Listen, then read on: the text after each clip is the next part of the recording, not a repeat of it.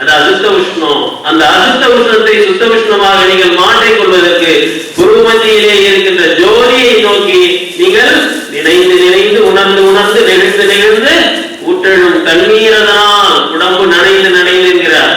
எந்த அளவுக்கு அந்த கண்ணீர் வருகின்றதோ இறைவனை நினைத்து அந்த அளவுக்கு இந்த அசுத்த உஷ்ணம் சுத்த உஷ்ணமாக சூக்கும உஷ்ணமாக மாறும்.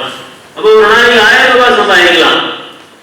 அப்ப இந்த செகண்ட் லா ஆஃப் தெர்மோடைனமிக்ஸ் விதி நம்மை ஒன்றும் செய்யாது. இதே அருள் நிலைக்கு காரண அக்னிக்கு நீங்கள் வருகின்ற பொழுது எந்த உயிரிடமும் பேதம் பார்க்காமல் வள்ளலாரை போல் வாடிய பயிரை கண்ட போதெல்லாம் வாடினார். ஒரு ஆடு கர்ப்பமா இருக்கு, சாலையில 1 கிலோமீட்டருக்கு அந்தாண்ட வண்டி அது மேல ஏறிடுது. இங்கே வள்ளலாருக்கு கண்ணில் நீர் வருகின்றது. இந்த கதையெல்லாம் உங்களுக்கு தெரியும். எந்த உயிர் வாழினாலும் அவரால் தாங்க முடியாது. அந்த நிலை அருள் நிலை. சூரியனை போல் எல்லா உயிர்களுக்கும் பேதம் இல்லாமல் ஒளியை கொடுப்பது, மழையை போல் எல்லா உயிர்களுக்கும் பேதம் இல்லாமல் நீரை கொடுப்பது என்கின்ற நிலைக்கு நீங்கள் வந்துவிட்டால் உங்களுடைய உடலிலே என்ன உற்பத்தி ஆகின்றது? அருள் என்கின்ற காரண அக்னி உற்பத்தி ஆகின்றது. காசல் ஹீட், அதிலிருந்து ஒரு ஒளி உண்டாகும். அதுதான் அருள் ஒளி, தான் காசல் லைட். இறைவன் இந்த 10,000 கோடி அண்டங்கள் கொண்ட பிரபஞ்சத்தை எவ்வாறு படைக்கின்றான்? இந்த காரண அக்னியிலிருந்து படைக்கின்றான். அந்த காரண அக்னி என்கின்ற அருள் நிலையை நாம் அடைந்து விட்டால் என்ன செய்யலாம்? நம்முடைய உடம்பை நாமே படைத்துக் கொள்ளலாம். நோய் இருக்குதா நீக்கிக்கலாம்.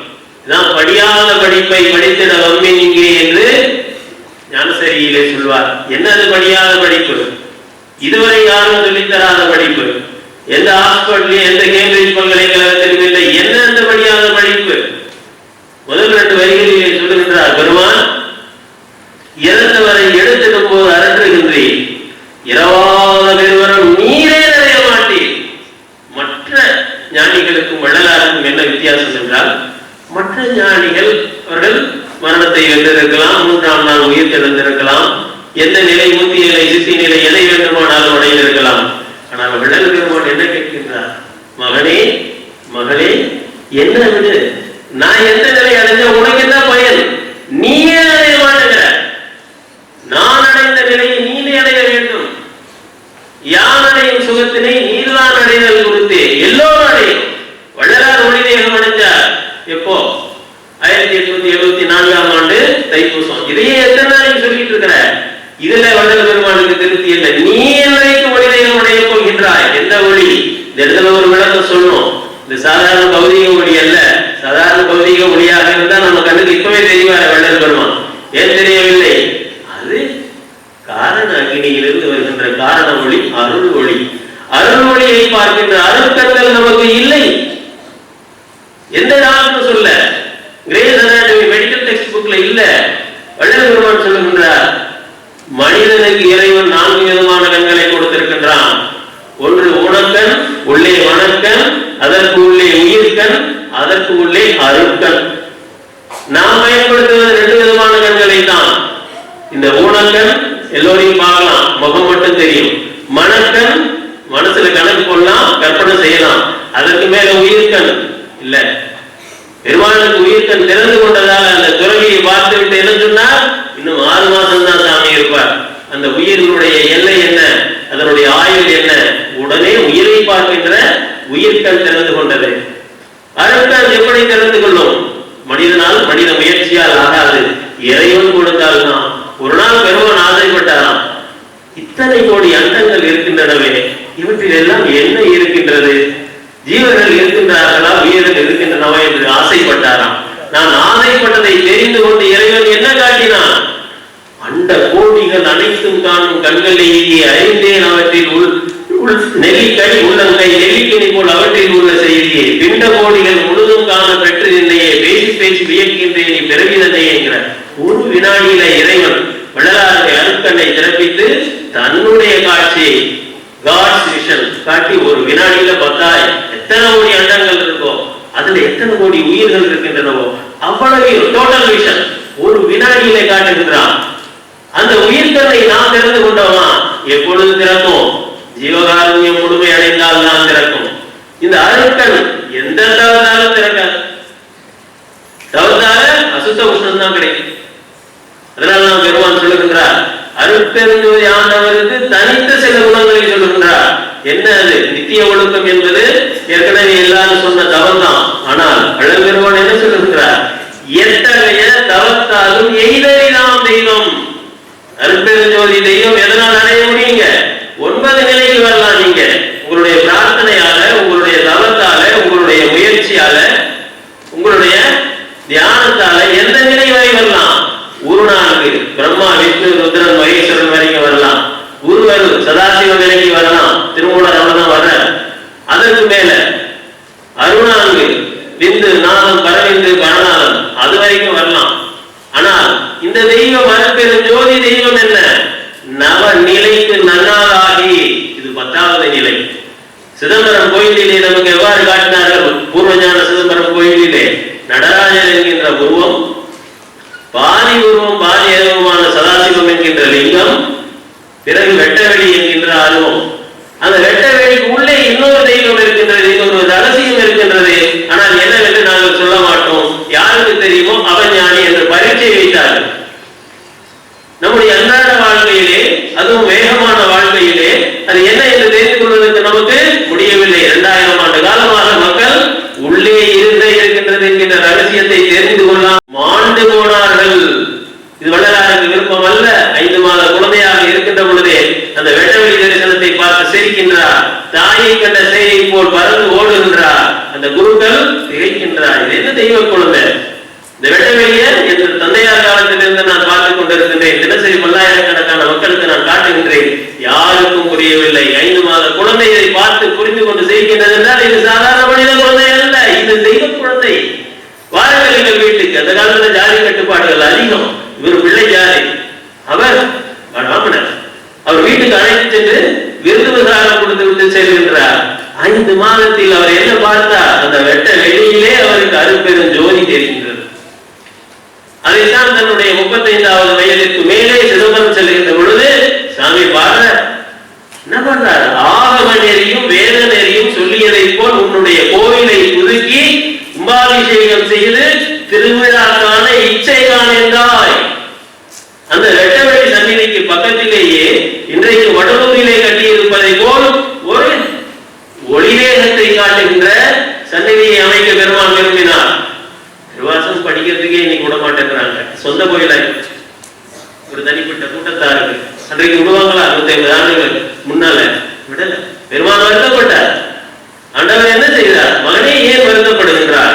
இங்கே என்னுடைய வெட்டவெளி தேகம் இருக்கட்டும், என்னுடைய ஒளி தேகத்தை நீ காட்டு. இங்கே 30 தொலைவிலே பாரதிபுரம் என்கின்ற வடலூரிலே எனக்காக ஒரு கோயிலை கட்டு, அங்கே என்னுடைய ஒளி தேகத்தை காட்டு. நான் அங்கே இருந்து இறைவனாக எல்லா வரங்களையும் எல்லா மக்களுக்கும் அளித்துக் கொண்டிருப்பேன் என்று சொன்னார். அதற்காக பெருமான் கோயிலை கட்டினார். அந்த கோயில என்ன காட்டுறாங்க? அங்கேயும் வெட்டவெளி உண்டு. என்ன? அந்த ஸ்கிரீன், அந்த திரை, அந்த கண்ணாடி இருக்கு இல்லைங்களா? அந்த கண்ணாடி எதனுடைய குறியீடு? What is the symbol? அது ஒரு சிம்பல், குறியீடு. எது? வெட்டவெளி. பாருங்க, உங்களுக்கு எனக்கு மத்தியில வெட்டவெளி இருக்கு, ஸ்பேஸ் இருக்கு. ஆனா கண்ணாடி போல நீங்க என்ன பாக்குறீங்க? நான் உங்களை பாக்குறேன் இல்லைங்களா? அந்த கண்ணாடி என்பது பூர்வஞான சிதம்பரத்திலே இருக்கின்ற வெட்டவெளியை குறிக்கும். அந்த வெட்டவெளிக்கு அப்பால் இருக்கின்ற ரகசியம் என்பது அருட்பெருஞ்சோதியை குறிக்கும். இப்பொழுது இங்கே எல்லா இடத்திலும் அருட்பெருஞ்சோதி இருக்கு, அது இல்லாத இடமே கிடையாது. ஆனால் அந்த அருட்பெருஞ்சோதி ஏன் நம்மால் காண முடியவில்லை? அருட்பெருஞ்சோதியை காண்கின்ற ஆதிக்கங்கள் இன்னும் நமக்கு திறக்கப்படவில்லை. எப்பொழுது திறக்கும்? ஐயா, யோகத்தால திறக்குமா? நித்திய ஒழுக்கத்தால திறக்குமா? தியானத்தால திறக்குமா? பிரார்த்தனையால திறக்குமா? திறக்காது. அருட்கண்ணை எதனாலும் திறக்க முடியாது. பழைய முறைகள் எதனாலும் திறக்க முடியாது. அதனாலதான் தனியாக வள்ளலாருடைய தனித்த யோக நெறி என்பது என்ன என்றால் ஜீவகாருண்ய நெறி. ஜீவகாருண்யத்தால் அன்றி வேறு எதனாலும் அருட்கண்ணை திறந்து கொள்ள முடியாது. நெற்றிக்கண்ணை கூட திறந்துக்கலாம், அது உயிர்கண் தான். இதை நான் சொல்லல, விளப்பெருமான் சொல்றார். எத்தகைய தவத்தாலும் எய்தறிதாம் தெய்வம். இன்னொரு இடத்துல சொல்லுவார், ஜீவகாருண்ய ஒழுக்கத்துல சொல்லுவார், ஜீவகாருண்யமே உன்னை யோகி ஆகும். எப்படி? யோகன்றது என்னங்க? மனதை கடப்பது. யோக சித்த விருத்தி நிரோதகா பதஞ்சலி. சித்த விருத்தி என்கின்ற எண்ணத்தை மனத்தை கடப்பது யோகம். நீங்கள் ஜீவகாருண்யம் செய்து அடுத்த உயிரை பற்றி நினைக்கின்ற பொழுது உங்களுடைய மனதை பைபாஸ் செய்கிறீர்கள். ஒரு பைபாஸ் ரோடு என்ன இருக்குதுங்க, ஊருக்குள்ள போய் டிராபிக் ஜாம்ல மாட்டிக்க வேணாம், ஒரு வினாடியில நீங்க அந்த ஊரை கடந்து போறீங்க. அதே போல் ஜீவகாருண்யம் செய்கின்ற பொழுது 30 ஆண்டுகள் 30 ஜென்மங்கள் நீங்கள் மனதை எதிர்த்து போராடினாலும் அடைய முடியாத யோகத்தை, மனதை கடைக்கின்ற நிலையை ஒரு வினாடியில் அடைந்து யோகம் அடையலாம். அடுத்து சொல்லுகின்றார் ஞானம். ஜீவகாருண்யமே ஞானம். எப்படி ஞானம்? எது ஞானம்? ஆத்மாவை பார்ப்பது ஞானம், இறைவனை பார்ப்பது ஞானம். இது ஜீவகாருண்யத்தால் தான் முடியும். எப்படி? ஜீவகாருண்யத்தை பெருமான் எவ்வாறு செய்ய சொல்லுகின்றாரோ அப்படி செய்ய வேண்டும். ஐயா, காலகாலமா சோறு போட்டவங்க எல்லாம் செத்து போயிட்டாங்களே. தினசரி 500 பேருக்கு சோறு போட்டாங்க, நோய் வந்துடுச்சு. தினசரி 1000 பேருக்கு சோறு போட்டாங்க, அவங்களும் செத்து போயிட்டாங்க. இதுக்கு என்ன காரணம்? பெருமான் சொன்ன ஜீவகாருண்யத்தை புரிந்து கொள்ளவில்லை. பரோபகாரம் சத்விசாரம் 2 வழி. ஆனால் என்ன சொல்ல வருகின்றார்?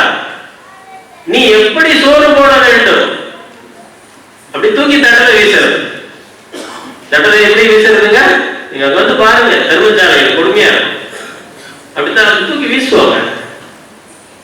அந்த மன உணர்வு சாமி என்ன சொல்றாரு? ஆன்ம உறுப்பை ஏற்படணும், உயிர் இறக்கம் ஏற்பட வேண்டும். அப்பொழுதுதான் மாற்றம் ஏற்படும், அப்பொழுதுதான் ஞானம் வரும். அது மட்டுமல்ல, நீ கோயிலுக்கு சென்று தேங்காய் பழத்தை எப்படி பயபக்தியோடு படைக்கிற, அந்த பயபக்தியோடு ஒவ்வொரு உயிருக்கும் அன்னத்தை படைக்க வேண்டும். யாராவது செய்யணுமா? ஒவ்வொரு உயிரையும் சிவனாக கருத வேண்டும், அருட்பெரும் ஜோதி ஆண்டவராக கருத வேண்டும். குருமதியில அந்த உயிருக்கும் ஆண்டவன் தான் உள்ளே இருக்கிறான். அந்த நிலையோடு, அந்த உணர்வோடு நீங்கள் செய்து பாருங்கள். ஒவ்வொரு வினாடியும் ஞானம் தான். அந்த வினாடியே நீங்கள் ஞானிகள். அப்பொழுதே மோட்சத்துக்கு தயாராகி விட்டீர்கள் என்ற பொருள். அது ஜீவகாருண்யத்தால் யோகம் வரும், ஜீவகாருண்யத்தால் ஞானம் வரும். இதான் பரோபகாரம். சத்விசாரம் என்பது என்ன? 10 பேர் உட்கார்ந்து நம்ம சத்விசாரம் பண்ணிட்டு இருக்கிறோம், உண்மைதான். ஆனா இது புறத்திலே இருக்கின்ற சத்விசாரம். உண்மையான சத்விசாரம் எது? வள்ளுவர் பெருமான் சொல்லுகின்றார், நம்முடைய குறையையும் ஆண்டவருடைய பெருமையும் சதா விசாரித்துக் கொண்டிருத்தல், அண்ட விசாரம் பிண்ட விசாரம் செய்தல். வெளியில நாங்க 50-40 ஆண்டுகளுக்கு முன்பு பாலையா, இங்கில பலசங்கனார் ஐயா, இப்படி நம்மளுடைய ஊர்நடிகள் ஐயா இரவுல இந்த ஜோதி தரிசனம் முடிந்த பிறகு இந்த உலகம் ஐயா இருக்கும் ஒரு வீட்டுல, இங்க குறைஞ்சு அங்க பேசுவோம். எங்களுக்கு சந்தேகம் ஏற்பட்டா பெரியவங்களை கேட்போம், பெரியவங்க சொல்லுவாங்க, ஓ இப்படிதான் போல இருக்கு, சரி போயாச்சு. இதுல என்ன உஷ்ணம் உற்பத்தி ஆகும் சொல்லுங்க? கொஞ்சம் உற்பத்தி ஆகும், இல்லை என்று சொல்லவில்லை. ஆனால் உண்மையான சத்விசாரம் என்பது என்ன? பிறரை கேட்காதே, என்னை கேட்காதே, யாரையும் கேட்காத, வள்ளலார கேளு, உள்ளார இருக்கிற வள்ளலார கேளு, உள்ளே இருக்கின்ற அருட்பெருஞ்சோதி ஆண்டவரை கேள். ஐயா என்ன இது எனக்கு சொல்லுங்கள். 2 ஆண்டுகளாக அகவலியிலே ஒரு பகுதிக்கு எனக்கு விளக்கம் தெரியவில்லை. அதற்கு முன்பே உரை எழுதி முடித்து விட்டேன். இப்போ உரை வந்து வெளியிட்டிருக்கு, எளிய உரை. எனக்கே தெரியாம நான் எப்படி மற்றவங்களுக்கு சொல்றது? 2 ஆண்டுகளாக விடிய விடிய இரவு முழுவதும் கதறுகின்றேன் பெருமானுடைய கால்களை பிடித்துக் கொண்டு. பெருமானை இதை நீங்க சொல்லலன்னா நான் விட மாட்டேன். இந்த நூல் வெளியிடப்படாமல் அப்படியே இருக்கின்றது. காலையில் எரிஞ்ச உடம்பெல்லாம் தகிக்கும். சத்விசாரம் நமக்குள்ளே நாம் செய்ய வேண்டும். நாத்திகர்களை கடவுளை காட்டு, அவன் என்ன காட்டுறது? நீ பாரு, உனக்குள்ளே நீ கேட்டுக்கொள். அப்பொழுது என்ன ஆகும்? உங்க உடம்பு சுத்த உஷ்ணம் ஏற்படும், காரண உஷ்ணம் ஏற்படும், ஆன்ம அறிவு கிடைக்கும், இறைவன் நேரடியாக பேசுவான், வள்ளலாரிடம் பேசியதை போல். அப்பொழுது நீங்கள் பேசுவதெல்லாம் வேதமாக, ஆகமமாக, ரெவலேஷனாக வெளிப்படும். அந்த சத்விசாரம் என்பது நமக்குள்ளே தனியாக இருக்கின்ற பொழுது நாம் செய்வது. இப்ப என்கிட்ட நீங்க கேட்கிற மாதிரி வள்ளலார்ட்ட கேட்கலாம். இன்னொரு தப்பு நம்முடைய சன்மார்க்க நண்பர்கள் செய்யறது. வள்ளலார் அவங்க சிலையா இருக்கிறாரு, பொம்மையா இருக்கிறாரு, படமா இருக்கிறாரு.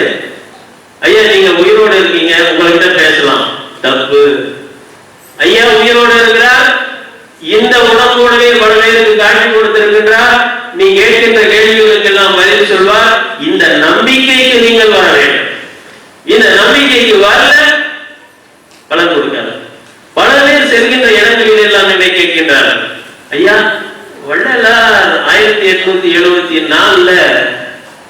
ஒளியை அடைஞ்சாரு சொல்றாங்க.